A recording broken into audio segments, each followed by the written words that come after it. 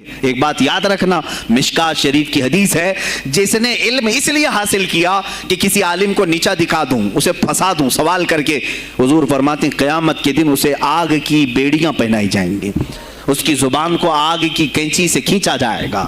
اس لیے علم حاصل مت کرو، کسی کو نیچا دکھانا، کسی کو بیوقوف بنانا، ایک کتاب کہیں سے پڑھ کر کے آئے مولانا کے پیچھے پڑ گئے، یہ بتاؤ صحیح ہے کہ نہیں ہے، پھر اگر اس مولانا صاحب کے دماغ میں اس وقت وہ مسئلہ نہیں تھا، انہوں نے کہا نہیں معلوم، تو آپ کو لگا کہ ہاں میرے سے زیادہ تو ان کو بھی نہیں معلوم، تم نے تو ایک ہی چیز حل کر کے ان کے سامنے پیش کی ہے۔ عزیزان گرامی، اس طرح کی چیزیں ہرگز نہ کریں، یہ بہت بڑا گناہ ہے مغالطے میں ڈالنا۔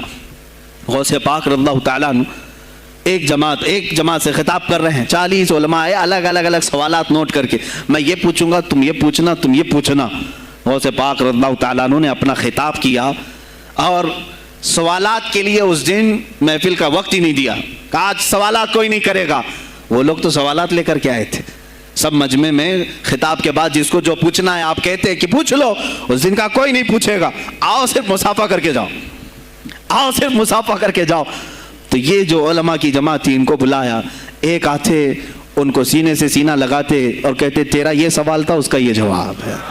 دوسرا آتا اس سے کہتے تو یہ گھر سے سوچ کے آیا تھا، تیرا سوال یہ ہے، اس کا جواب یہ ہے۔ اس طرح 40 سے مصافحہ کیا، معانقہ کیا، ان کے سوالات کے پوچھنے سے پہلے جوابات بھی دے دیے، اور اس کے بعد کہا کیا ہے گروہ علماء، تم سوال کرتے اور میں جواب دیتا تو عبد القادر کی کیا اس میں خصوصیت تھی؟ تم سوال بھی نہ کرو، میں جواب دوں، تب پتا چلے گا کہ میں بندہ قادر ہوں، میں قادر کا بندہ ہوں۔ تم نے سوال بھی نہیں کیا اور میں جواب دوں تو تمہیں احساس ہوگا کہ میں قادر کا بندہ ہوں۔ اللہ رب العزت کا کی صفاتی نام ہے۔ عزیزان گرامی وقار، علماء نے تنگ کیا، پریشان کیا، آپ کے مجموعوں کو روکنے کی کوشش کی، لیکن ایسا نہیں ہے کہ غوث پاک نے ہر ایک کو اپنی کرامت سے زیر کر دیا ہو، ان علماء کو پورا سلا دیا ہو، نہیں، فیس کیا ہے، مقابلہ کیا ہے، پریشانیاں اٹھائی ہیں، اور خلفاء کے وقت کے سلاطین کی بھی بہت ساری ایسی سختیاں تھی جس کو آپ نے برداشت کیا۔ کئی لوگوں نے آپ پر پابندیاں لگانے کی کوشش کی تھی، یہ تو سرکار غوث پاک کی استقامت تھی کہ آپ جمے رہے، اور سب سے بڑا کام آپ کا کیا تھا معلوم؟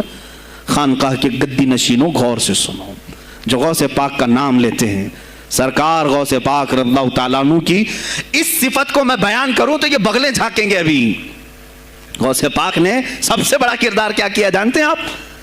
لوگ کہتے ہیں خانقاہی ماحول قائم کرنا ہے، اللہ اللہ کرو، تسبیح لو، دلوں کی صفائی کرو، سب صحیح ہے، لیکن غوث پاک نے تقریباً 25 سال صرف جہاد پر بیان کیا ہے، صرف جہاد پر۔ کہا کہ اے گروہ مسلمین، تم پر اللہ نے ذلت مسلط کر دی ہے، اس لیے کہ تم نے کوششیں ترک کر دی ہیں، حکومتوں کو صحیح کرنے کے لیے آپ نے باغ ڈور سنبھال لی تھی۔ غوث پاک جب بیان کرتے منبر سے تو وقت کا جو تخت تھا وہ بھی ہلنے لگ جاتا تھا۔ خلیفہ مستنجد باللہ، اس زمانے کا خلیفہ ہے، اور تنگ آ گیا غوث پاک کے پاس۔ جب وہ بیان کرتے اور ان کی عیاشیاں کھول کھول کر کے ذکر کرتے تو لوگوں میں اب احساس جاگنے لگا، کوئی تو اللہ والا آیا ہے جو نظام خداوندی قائم کرنے کی بات کر رہا ہے، نظام مصطفیٰ قائم کرنے کی بات کر رہا ہے۔ بغداد کی یہ حالات جب ہونے لگے، میرے عزیزو، سلطان الاولیاء غوث پاک کی ہی شہ پر جانتے ہیں صلاح الدین ایوبی جیسا ایک مرد مجاہد پیدا ہوا ہے۔ یہ آپ کی تحریک تھی، غوث پاک کی تحریک تھی، کہ جب بازنطینی عیسائیوں سے آپ نے اپنی پوری امت کو آگاہ کیا کہ تم سو رہے ہو، تم اپنی عیاشیوں میں ہو، تم اپنے نشے میں ہو، تمہارا دشمن تاک میں لگا ہے، گھات لگا کر کے بیٹھا ہے۔ اور ہوا بھی یہی کہ غوث پاک کے وصال کے صرف 10 سال بعد صلیبیوں نے حملہ شروع کر دیا بغداد پر، مصر پر، ترکی پر، ہر جگہ، اور یہی حملے کی وجہ تھی صلاح الدین ایوبی جیسا مرد مجاہد کھڑا ہوا، اور پھر انہوں نے پورے بیت المقدس کو فتح کر کے اپنے سر ایک صحرا باندھا۔ آج تک امت اس کے احسان کو یاد کرتی ہے۔ میرے عزیزو، غوث پاک کے زمانے کے ہیں صلاح الدین ایوبی۔ اتنا ہی نہیں، آپ ہی کی تحریک تھی، غوث پاک کی تحریک تھی کہ تم جوانوں کو تیار کرو، تمہاری زندگی عیاشی کے لیے نہیں، اللہ کا نظام قائم کرنے کے لیے ہے، تم اللہ کا نظام قائم کرنے کے لیے آئے ہو دنیا میں، کیونکہ اللہ نے تمہیں خلیفۃ اللہ کہا ہے۔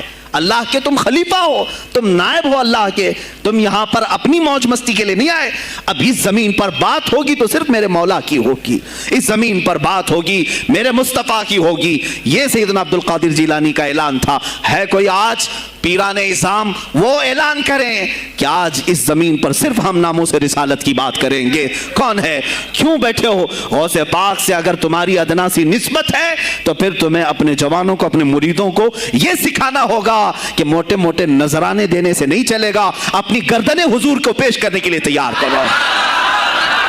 تم تیار ہو جاؤ اپنا خون اور اپنی گردن بارگاہ مصطفیٰ میں دینے کے لیے.